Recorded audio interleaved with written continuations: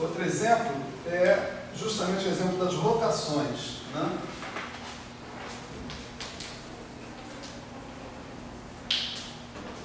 Então aqui o ΔXi, vamos trabalhar um pouquinho esse ΔXi, né? Antes da gente escrever a lei de transformação em questão, vamos trabalhar o ΔXi, né?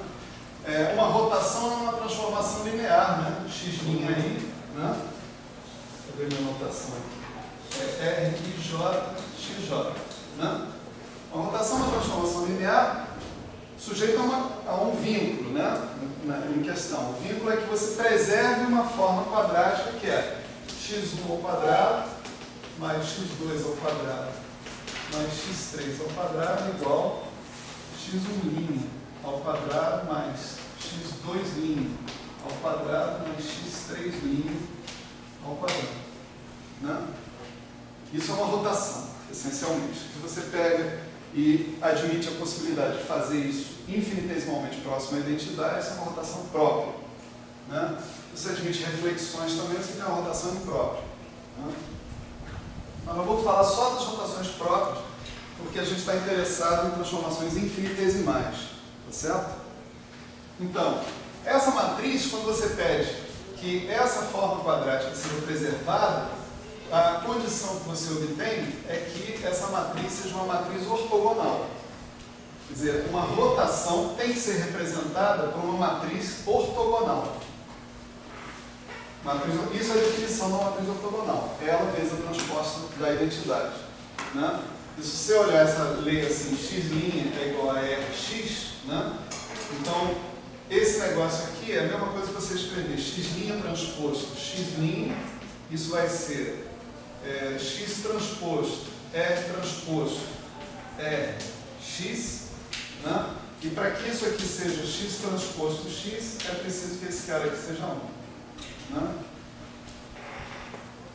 Então isso define uma rotação. E uma rotação infinitesimal, então, é um troço que você vai definir, né? Quer dizer, essa equação aqui em termos de índices, né? Vamos dizer assim, ela é escrita assim, RJ vezes RIK, essa aqui é a transposta da matriz RKI, tá certo? RKI seria a matriz que você precisaria colocar aqui para fazer linha por coluna, essas coisas todas, então isso aqui tem que ser ΔJK, né?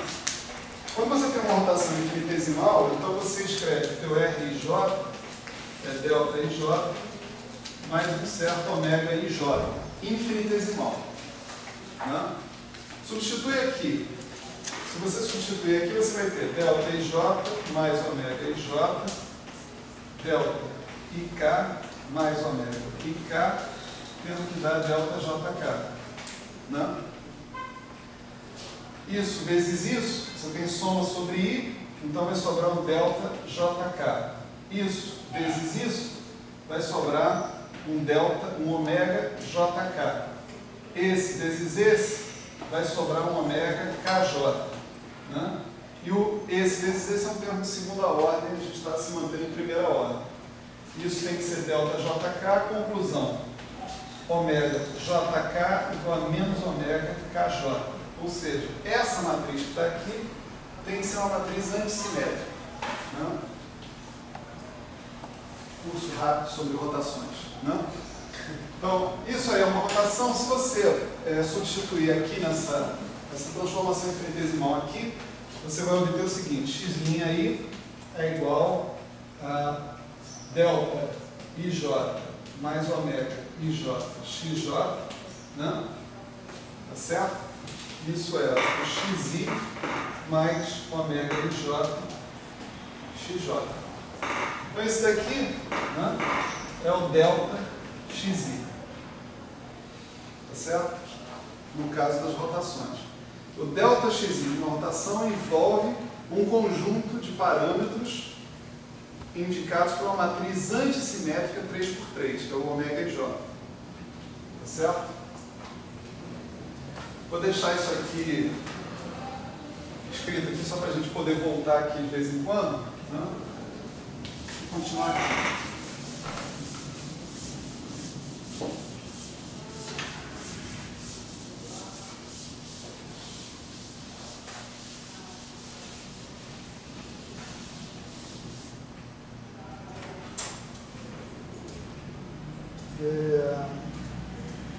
Então tá. Essa é a transformação, né? Mas eu tenho que propor uma ação que seja simétrica para esse tipo de transformação. A gente conhece muito bem que tipo de ação que a gente pode propor, né? O S de xi, né? Ação simétrica por rotações. O S de xi vai ser integral de t barra, né? De 1 meio de n x ponto i menos 1v de r, onde esse r é xi raiz quadrada disso, né? Quer dizer, um potencial central, né? Tipicamente, né? A gente tem uma coisa desse tipo. Essa grandeza que está aqui é o que a gente definiu uma rotação. A gente definiu uma rotação para que isso aqui fosse invariante por rotações, né? xi, xi. X ponto i vai ser invariante por rotações também. É só você botar um ponto aqui, né? Nessa equação, você vê que x ponto i se transforma exatamente do mesmo jeito que xi. Então, se xi é invariante, x ponto i também é. Né? Então vamos calcular a quantidade que a gente sempre tem que calcular. Essa aqui, ó, ds dxi. Né? Deixa eu ver quanto dá isso aqui. ds dxk de t. Eu mudo porque eu já estou usando xi ali. Né? Isso vai dar integral dt barra de n x ponto I t barra, né? Delta IK d dt barra da delta de Dirac de t barra menos t. Essa é a derivada funcional do primeiro termo, né? Menos, né, a derivada funcional desse termo que vai dar dv dr de t, né? dr de t t barra d xk de t barra, né? Dxk de t.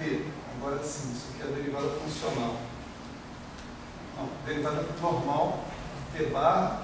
E aqui você tem finalmente a derivada funcional de xk de t barra em relação a xi de t, que vai dar novamente delta ki, delta de t barra menos t. Aí você integra mais uma vez essa delta que está aqui, você vai ter o seguinte, vai dar menos ddt de n x ponto k de t menos 1 sobre r dv dr xk de t. Aí você deriva dr dxk de t, né? O r é isso aqui, vai dar 1 sobre r, derivada do argumento, que dá o próprio xk de t. 2 vezes xk de t, que cancela com 1 meio, que vem da raiz quadrada. Né? Mas é regra de Stein. Né?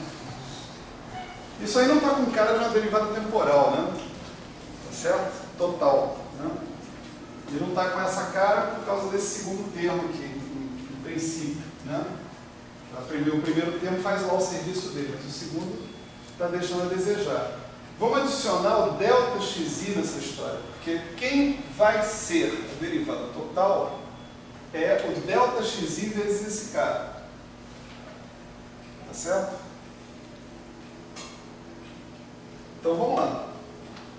Então vamos colocar aqui delta xk ds dxk de t, né? Isso vai ser, como a gente acabou de trabalhar ali, ômega kj, né? Menos xj ddt de n x ponto k menos xj xk 1 sobre r PV/dr. Certo? É só substituir o ΔXK, né, por ômega KJ/XJ.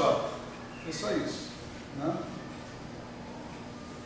Bom, aí esse cara que está aí dá para trabalhar um pouquinho. Não é tanto sacrifício assim. Né? Ele vai funcionar da seguinte maneira.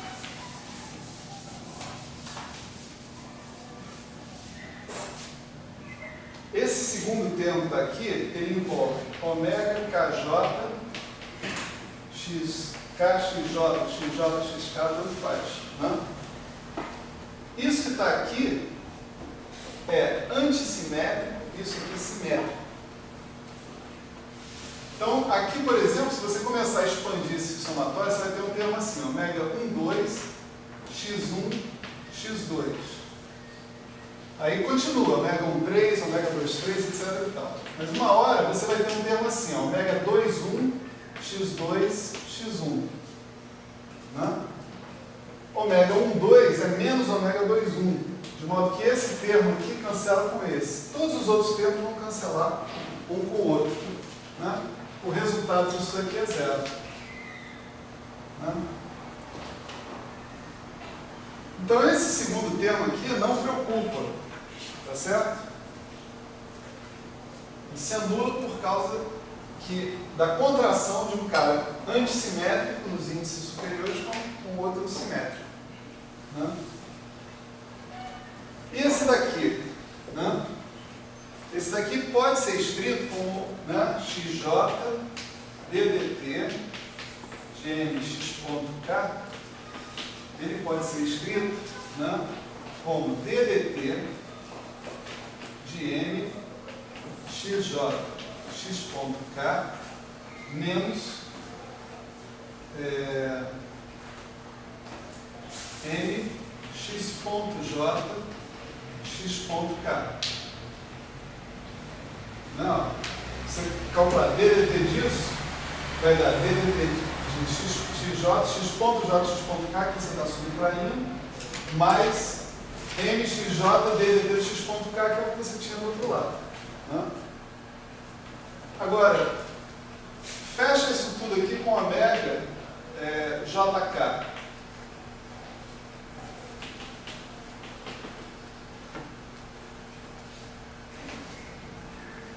Novamente, você tem um cara antissimétrico com um cara simétrico.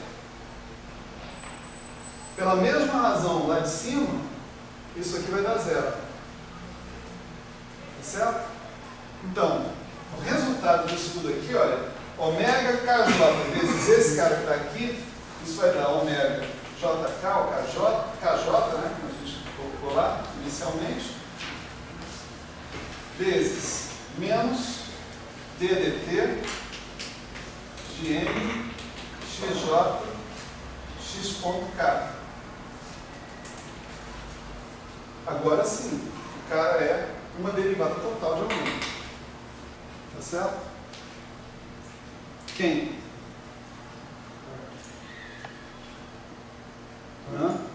Faz aí vamos dar um palpite aí. Por exemplo, bota J igual a 2, K igual a 3. Né? Você vai ter, por exemplo, dentro disso aqui você tem ômega KJ, ômega 2,3, né? Menos, né? DDT, né? De m x2 x.3, né? E você vai ter um outro termo que é ômega 3,2. Só que ômega 3,2 é menos ômega 2,3, então eu troco de sinal, boto o cara em evidência, vai aparecer menos m x3 x.2. Né? Mais outras coisas. Botei 2,3, posso botar 1,2, posso botar 1,3, né? Assim por diante. Esse cabra que está aqui, né? Ele é a componente 1 do que eu considero momento angular. Né? O outro vai ser componente 2, o outro vai ser componente 3, assim por diante. Né?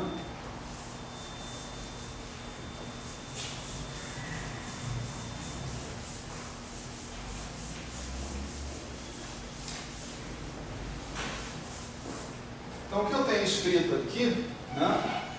Ômega KJ, né? Vai se particularizar assim, né? X IDTB. Eu tenho ômega KJ, um sinal de menos aqui na frente, DDT, dessas quantidades que estão aqui, que é XM, vamos lá, XJ, M, X.K. Né? Isso daqui não é nem simétrico nem antissimétrico. Né? Então eu posso decompor esse cara num pedaço que é simétrico mais um pedaço que é antissimétrico. O pedaço que é simétrico vai embora, o pedaço que é antissimétrico é o único que sobra. Como é que eu decomponho esse cara aqui? Eu faço assim, né? XJ X.K mais XK X.J sobre 2 mais 1/2 de XJ X.K menos XK X.J. Eu simplesmente somei e subtraí esse cara aqui, XK X.J. Isso forma um cara simétrico, isso forma um cara antissimétrico. Como a gente já viu que a contração do ômega e J com alguém simétrico dá zero, com esse cara vai dar zero, só vai sobrar a contração com esse cara aqui. Então eu vou ter 1/2 aqui, né, de M XJ X.K menos XK X.J. E aqui vem XA. Do outro lado, quem vai ser o delta XI, né? Aí você vai ter também o delta XI A e J, tá certo? É tanto os As quanto são os parâmetros, né? Então você vai ter o seguinte, X, D, I, TB, ômega, KJ, XJ, AI. Né? Aí. Novamente, isso aqui não é nem simétrico nem antissimétrico. Você pode botar 1/2 aqui e transformar ele num cara antissimétrico. Peraí. Delta XI, delta XK, XK. Então aqui tem que ser AK. XK, AJ. Né? Conclusão, como os ômegas são absolutamente arbitrários, né? Você pode fazer ômega 2,3 igual a ômega 1,3 igual a zero, por exemplo, e só o ômega 1,2 diferente de zero. Então você vai ter que o cara com os índices 1,2 aqui tem que ser igual aos caras com os índices 1,2 aqui. Fazendo isso para J e K genéricos, né? Você pode tirar esse ômega e J, esse 1/2 daqui da jogada, né? E você chegou à conclusão que a conservação do momento angular, né, está condicionada a esse cara que está aqui sendo lá. Né? Esse cara tem a ver com o jacobiano associado com rotações. Tá certo? Então vamos analisar esse jacobiano aí, né? Sem preconceito. Esse jacobiano, ele funciona da seguinte maneira, né? Vamos imaginar que a gente está definindo a nossa medida, né? dxi, né? Ela era dx1, dx2, dx3, né? Pega um desses caras aqui, vamos chamar ele de dxk, né? A transformação que a gente está fazendo, né? Desculpe, a transformação que a gente está fazendo é xk para qualquer tempo t, ou seja, esse índice aqui embaixo, ele indicava o fatiamento temporal que a gente estava colocando, né? Cada dxi desse, por exemplo, dx1 era produtório sobre i de dx1i. fazia o papel de t, se vocês fizessem. Por exemplo, dx1 de t. Né? Então, para cada tempo t, a minha transformação, né, era x' e k igual a x e k mais ômega. Ômega kj, xj, i. Olha aqui, o mesmo i. Então, essa transformação, ela misturava, né, x1, x2, x3. Mas todos esses x1, x2, x3 para o mesmo i, para o mesmo tempo, t. Tá certo? Então, eu posso me perguntar com o que acontece, né? Esse dxi, né, essa medida dxi, ela é o produtório sobre i de d3xi. Né? Os d3xi é dx1i, dx2i, dx3i. Então, eu posso me perguntar o que acontece com essa medida individualmente sob uma transformação como essa, já que ela não mistura i's, ela está sempre no mesmo i, no mesmo tempo t. Tá certo? Então, o jacobiano da transformação total é o produto desses jacobianos, dessas transformações que estão aqui, individuais. Qual é o jacobiano dessa transformação? Vou botar uma linha aqui. Né? Então, o determinante, né,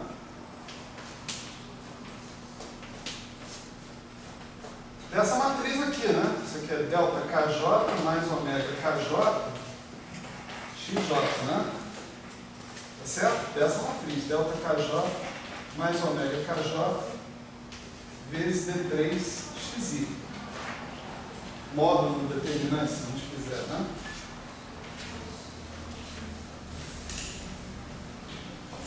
Maravilha. Quanto é esse determinante, então? Não? Em princípio é fácil. Né? Dá até para calcular, tem um argumento direto, né, para a gente calcular esse determinante. Diz assim, a transformação ortogonal ela tem que satisfazer isso. Se eu calcular o determinante disso, dá o determinante de R transposto vezes o determinante de R, e isso aqui tem que dar um número único que é o determinante de 1. Portanto, como o determinante de R transposto é igual ao determinante de R, o determinante de R tem que ser ao quadrado, tem que ser igual a 1, portanto o determinante de R só pode ser mais ou menos 1. Para uma transformação, uma rotação infinitesimal, ela é infinitesimalmente próxima da identidade, como o determinante é uma aplicação contínua, ele não pode mudar infinitesimalmente. Então ele tem que ser mais 1. Isso aqui é uma rotação infinitesimal, então ela tem que ter determinante mais 1 também. Né? Acabou. Esse é um bom argumento, né, para isso daqui. Mas se vocês quiserem, vocês podem montar a matriz mesmo. Vai ficar 1, 1, 1 aqui. Aqui vai ficar ômega 1, 2, ômega 1, 3, ômega 2, 3, e aqui menos o que tem aqui em cima. Calculo o determinante disso, que não é nada demais. Vocês vão ver que isso daqui dá 1 mais algo da ordem ômega ao quadrado. Como você está mantendo coisas só até a ordem ômega, é isso que vai contar para calcular a anomalia, né? Então, a anomalia é zero. Tá certo? Cada A desses é zero. Momento angular conserva. Né? Momento linear conserva, angular conserva, vê energia. Né? Vocês têm mais 15 minutos para me dar? Ou tem alguém com pressa, ou que precisa sair, ou não precisa. Se alguém precisar sair, eu paro. Eu tenho que sair. Que horas? Eu já estou casado. Ah, então deixa. Bom, então, na aula que vem, 15 minutos é uma estimativa ruim mesmo. Né? Talvez, justamente o jacobiano da energia, que é o mais interessante, ele mistura caras, né? Não dá menos 1 sobre 12. Não dá menos 1 sobre 12. Então a gente faz essa conta da vez que vem. E, bom, agora morreu o assunto, vamos falar da